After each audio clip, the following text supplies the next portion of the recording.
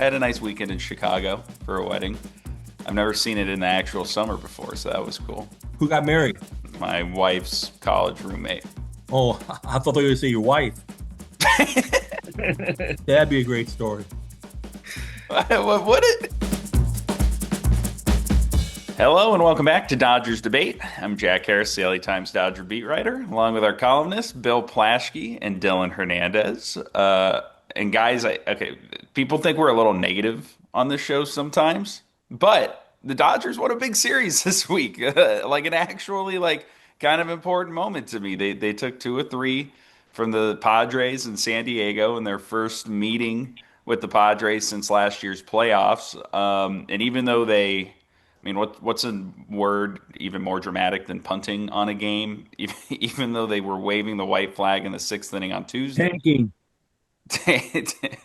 I mean, it really made me think, like, having Kike Hernandez pitch in the 6th inning of a game, is that better than just having a mercy rule in one of these games? Or just like the manager going out there be like, you know what, let's just no more. But they won the other 2, and that's the key thing to keep first place in the NL West. How big did this feel to you guys?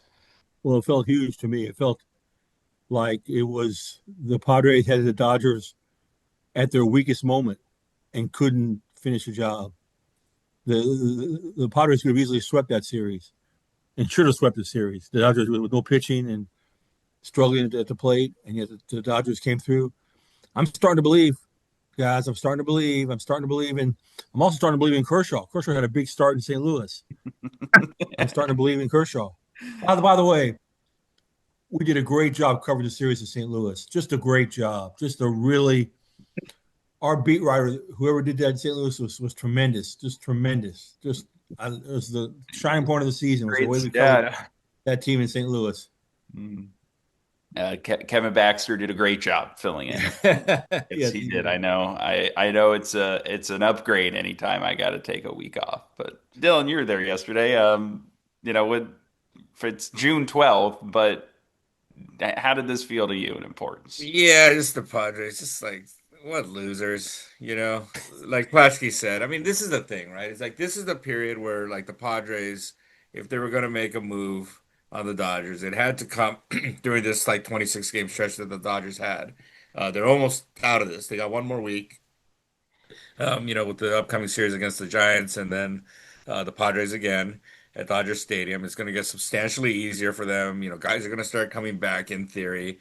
And like Plaschke said, I mean, you go into this, you look at the rotation, right? The starting pitchers on paper.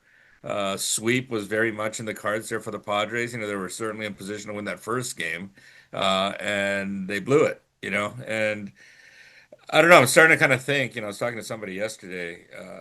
Starting to think that maybe the Giants are the team that's going to be around a little longer. I don't think the Giants have enough to overtake the Dodgers, but the pitching's better, right? They have a good bullpen.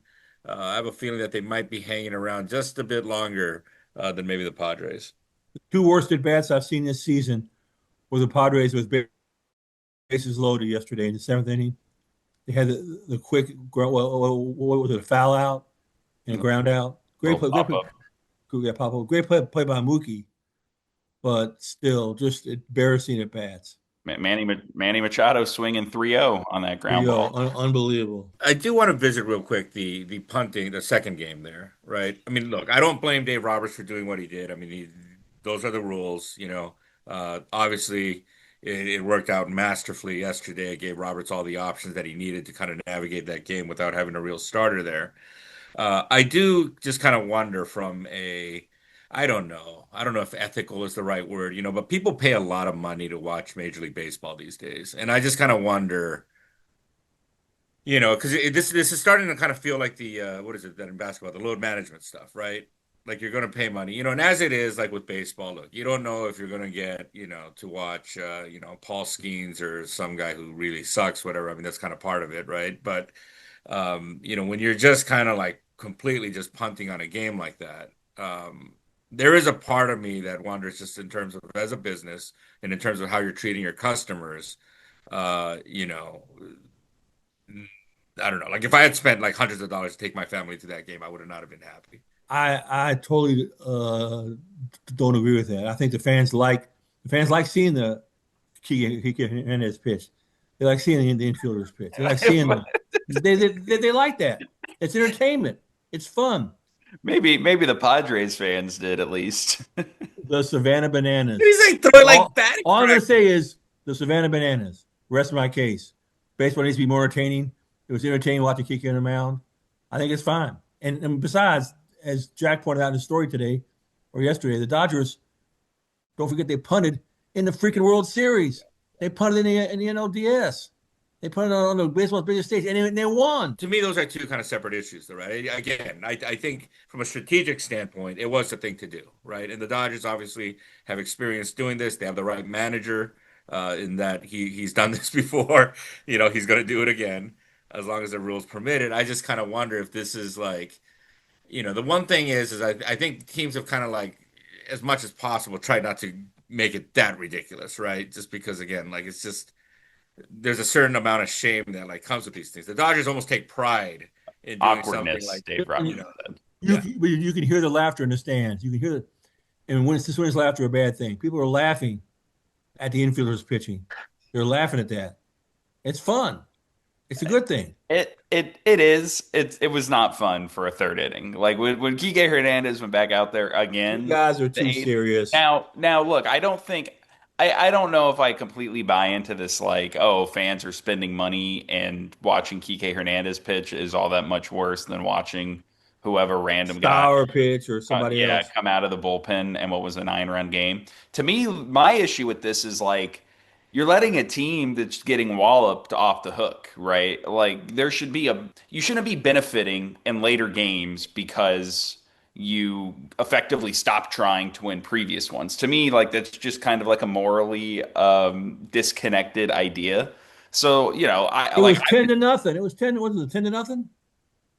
yeah, it was 9-0. The minute it went over 8 runs, which is the minimum deficit you have to face to put a position player in, Dave Roberts was going out there. Also at that point, Matt Sauer's arm was going to fall off because that was the real punt in the game. It was leaving Matt Sauer out there once things started going off the rails early, and then just letting him throw 111 pitches, even though he was getting hammered basically every inning he was out there from the third inning on. That was the real punt of the game. And then, putting Kike Hernandez in, you're just trying to save a couple innings from your bullpen that are going to be unnecessary. My thing is just like it did help the Dodgers the next day. And like if I was the Padres, I would be upset that we beat them so well the night before that we actually made it easier on them going into the next game. Like if I was baseball, I would get rid of the position player pitching for like a losing team unless you have, legitimate unless How you do you out judge of that though, Jack? pocket. How do you adjudicate that? You can't teams maybe they have tired arms, they have sore arms, they have injuries. You can't maybe mess with Well, the guy's health. and you would probably have to couple that with roster rules or something. But like this is another thing, Right, right? but then To they me, would just yeah, call Kike but Hernandez a two-way player. well, because they have a minimum amounts for that. But like this gets to another thing, right? Like we talk about, we want pitchers going deeper into the games. We don't like how these relievers just get cycled through. Like, if you're putting a premium on like trying to keep a game more competitive, trying to have your starting pitcher go deeper or whatever, like it's I don't know. But this is not a huge deal. It's fun. It's fun. People like it. Fans It like is it. kind of fun. I just think Was it's anybody booing? Was anybody booing I that mean, night, Jack? I think some Dodger fans might have been booing when it got to You think or you know? I don't. I didn't hear any boos. I heard laughter, and laughter's a good thing. 9. We need more laughter in the world. That's that is true. I mean, I will point out though, right? Baseball now is an increasingly global game, and our friends from Japan seem to be very offended by by Oh, this. really? Oh yeah, like it's like it's a baseball in Japan, man. It's not like it's a spiritual journey. You can't just like quit, not go to work that day. I think that's how they kind of took it. It was I had a couple reporters kind of saddle up next to me and kind of ask me like, "So, as an American, like, what do you think?" Also, Dylan, with the Japanese media think Otani should pitch now. Yeah, I think they're behind it, yeah, for sure. Just I because am I think too. He's thrown 44 pitches. He's hit 97. Get him out there. Put him out there. Well, I mean, here's the thing, right? Is he wants to, and so he's going to. And this is part of, I think, part of the benefits of like again, basically getting no money, right? I mean, they're paying him $2 million a year. They have no, again, I might have mentioned this last time, but if Juan Soto at any point, right, you know, Cohen wants him to do something, Cohen has like kind of the right to demand that I'm paying you this much money. Otani's making these guys so much money. He basically almost like punted on the financial end of this deal. And that's kind of giving him the right to call out shots. The first bullpen game, I mean, you saw him kind of do like a little, right? I don't know what it was, like a little celebration there, when he got a strikeout. Seems like he just really, really wants to do it. You talk about fun. I mean, I think that's kind of the one thing about him is that he is kind of the one guy, maybe not the one guy, but he's one of the few players who's good enough to be able to just treat the game like a game. And I think people want to see that. So when's he gonna pitch? Well, and this is the thing that changed a little bit this week. So after he threw his live Zero, north of zero. north of zero, after he threw his live BP on Tuesday, which was a very different one, just being there and watching it. The first couple live BPs he threw, they were 2 innings. The first one, like Dylan said, was really lighthearted. He was joking around. The next one, his pitch count went up a little bit, but it wasn't that different. This last one, the stuff looked a lot better. He's facing a couple rookie level hitters from the Arizona complex in the organization. So take with that what you will. But he had 6 strikeouts in 3 innings. He had 15 swings and misses. Like the stuff looked a lot crisper. And in the third inning he pitched, that was a 23 pitch inning in and of itself. There was like a simulated 2-on, 2-out situation. He struck out a guy on 3 pitches. It looked a lot more serious to me. He was using the pitch com to call his pitches. He was working from the windup in the stretch, and that to me was a session that's like, oh, this looks like a guy who's really starting to get more into that. What do I need to do to dial in mentally to returning to pitching kind of mindset? And then, yeah, that was followed by what Dave Roberts said, which was, he talked about, yeah, it's definitely tempting, I think, to want to think about Otani maybe getting back sooner. He looked really good today. Dave Roberts had been saying up until this week that Otani wasn't going to come back until after the All-Star break. But based on what he had said early in his scrum, like I asked him, like, is there a non-zero chance he could return before the All-Star game? And that's where we got the, north of zero odds, which I think if things keep progressing well, become exponentially greater. Also because, remember, to bring, and Dave Roberts pointed this out, they can bring Otani back before he's like fully built up because he's not going to be replacing somebody, another fully built up starter in the rotation. He's like going to be an extra arm because he's a two-way player and he has the special roster designation and he won't count against their 13 pitcher max. So you could have, him do a 2 or 3 inning outing where they can then piggyback somebody behind him, or he can be part of, like kind of what Ben Kasperius did yesterday, starting a game and what's still kind of a bullpen game in the first couple. So he has more options. He's clearly wanting to get back to pitching, and it's showing up and also his pitching work as well. Imagine being an 18-year-old scrub in Arizona and say the good news is you're coming to Dodger Stadium. The bad news is you're facing Otani in front of the entire organization. I think that's a bad get for those kids. One of them got a hit. There's a ground ball single up the middle. Could we talk about this weekend? Big games this weekend. Giants in town. Friday night, my favorite night of the year. Pride night. My pride flag. Fly in front of my house. Are you guys both going to Pride night? I will be there. I will be there. I think it's awesome. The Dodgers. I give the Dodgers full credit. They're one of the first teams to do it. And I remember when they started doing it about 10 years ago, some people in the organization in the dugout were not happy with it, did not want it. I come in Lon Rosen for help for pushing that through. And I come in Stan Kasten. I mean, Pride Night's a big deal, and the Dodgers should be very proud that they're the first ones to do it. Well, speaking of social issues, our city's like been taken over by federal agents. And do you have, Angel City FC put out a statement, LAFC did. Would you want to hear anything from the Dodgers? I mean, especially given that, this team did visit the president that kind of started this whole thing. It's interesting you say that. What was the tenor of the Angel? I see the Angel FC.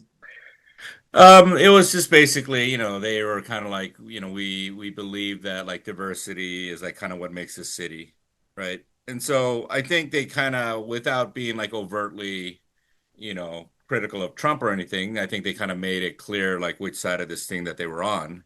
Now, it's obviously kind of a reflection of like who their fan base is. But I would, argue the same goes for the Dodgers. I mean, But the Dodgers you look. had to be careful that they can't promote lawlessness. They can't promote vandalism and looting. They can't promote that.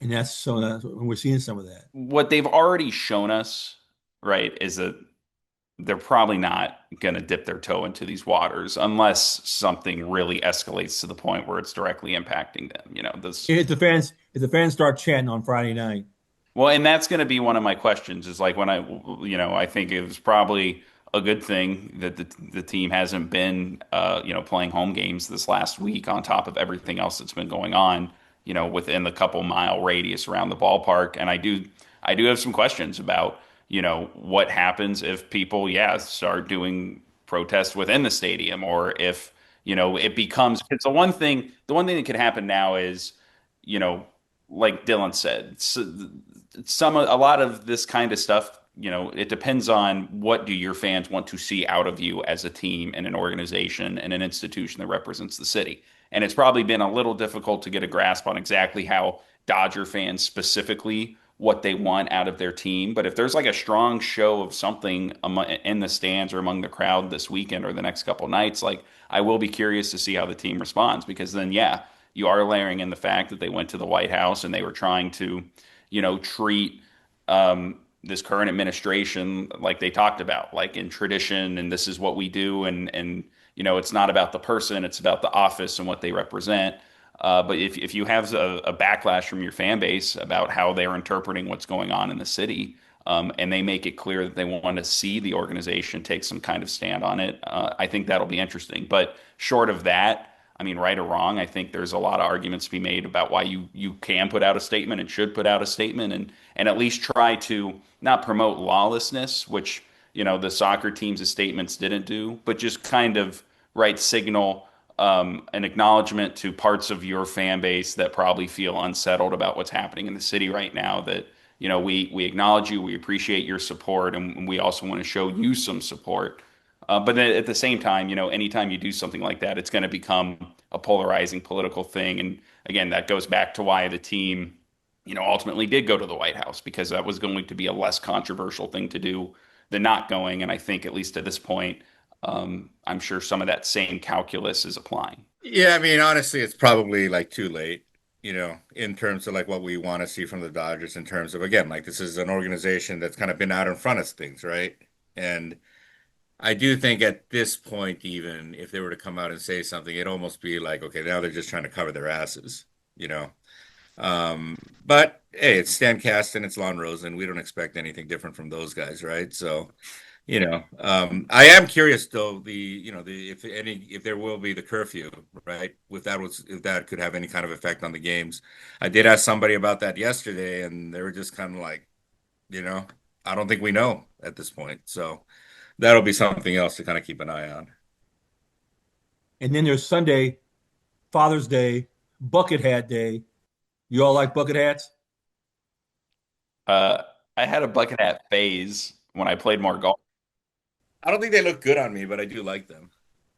I don't like them. I think they're a little dorky. I What's your like favorite? What's your favorite father son sports moment in your all's lives? we're big Texas football fans in my family. So the 2005 Rose Bowl. Sorry, Plaschke. Oh, I was there. Vince Young ran right at me. Great game. That SOB. I recently reread your Bevo column also, which was just fantastic. One of the finest pieces of journalism I think I've ever read. I interviewed a cow. Yeah. But we also went to the Peach Bowl this past year, which was good. Oh yeah, sorry, Mark. Mark, I have we not discussed this? Our producer Mark is a big OU fan. My dad and I would also go to the Texas OU game a lot growing up. That was cool. My dad didn't really like sports. didn't follow sports. My favorite sports moment was he would go during the Kentucky Derby, which is in my hometown of Louisville. He get all snookered up, all drunk.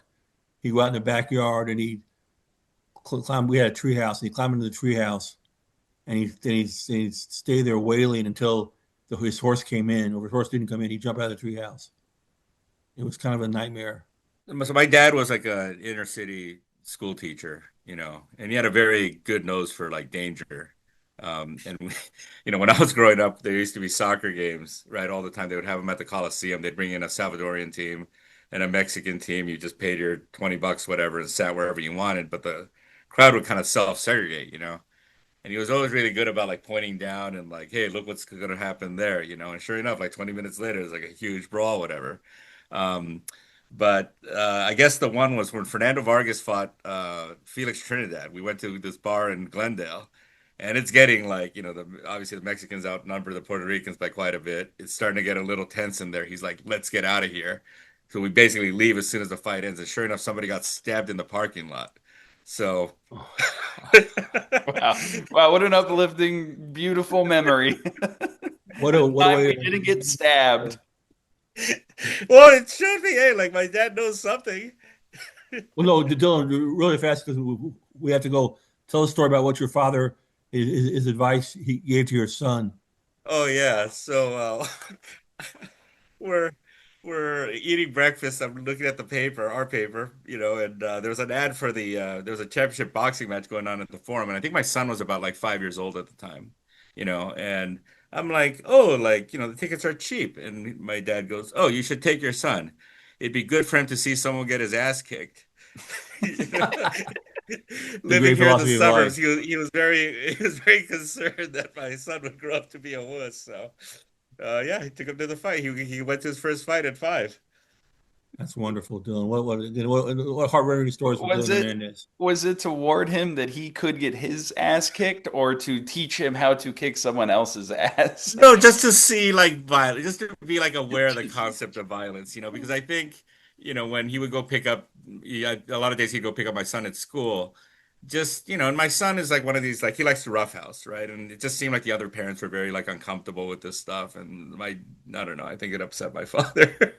All right. Well, there was On that note, happy Father's Day, yeah, everybody. Happy Father's Day. Happy Father's Day, class. Happy Pride Day. Happy Pride Day.